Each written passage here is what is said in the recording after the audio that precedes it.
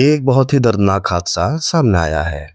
Saudi Arabia में मक्का से Medina जा रही एक बस का डीजल टैंकर के साथ जोरदार टक्कर हो गई। टकराव इतनी स्ट्रांग थी कि बस ने अचानक आग पकड़ ली और कुछ ही सेकंड्स में पूरी बस जलकर खाक हो गई। इस बस में इंडियन उमराह पिलग्रिम सफर कर रहे थे और इनमें से बहुत सारे लोग हैदराबाद के थे।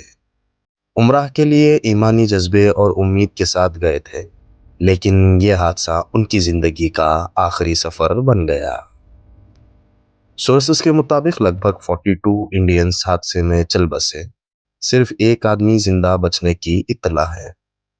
हादसा इतना डेंजरस था कि कई लोगों को आइडेंटिफाई करना भी मुश्किल हो रहा है।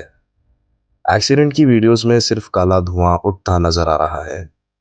इंडियन कॉन्सुलेट जिद्दाह ने स्क्रीन पर दिख रहे 24/7 इमरजेंसी हेल्पलाइन शुरू की है। सऊदी और इंडियन अथॉरिटीज साथ मिलकर बॉडीज के आइडेंटिफिकेशन और सारे कागजात हैंडल कर रहे हैं। हैदराबाद के एमपी असदुद्दीन ओवैसी ने भी गम का इजहार किया। उन्होंने इंडियन गवर्नमेंट और सऊदी ऑफिशियल से रिक्वेस्ट की है कि विक्टिम्स की फैमिलीज को पूरी मदद दी जाए। यह हादसा बहुत सारे घरों में गम, दर्द और आंखों में आंसू ले आया है।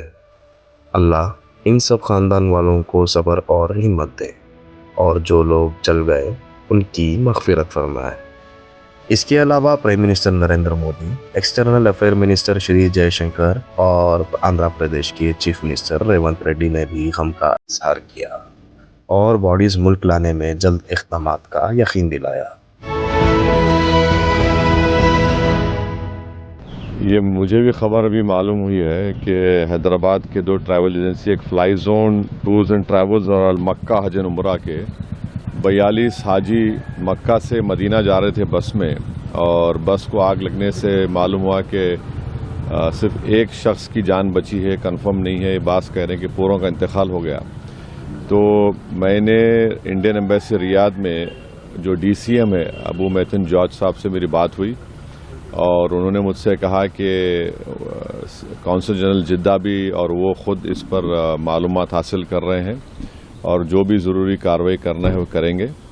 और साथ ही साथ मैंने इन तमाम उम्रा पैसेंजर्स के दोनों ट्रैवल एजेंसी से वीज़ा डिटेल्स लेकर कौंसल जनरल ऑफ इंडिया जिद्दा को और डीसीएम इंडियन एम्बेसी रियाद को और साथ ही साथ फॉरेन सेक्रेटरी को मैंने ईमेल किया है।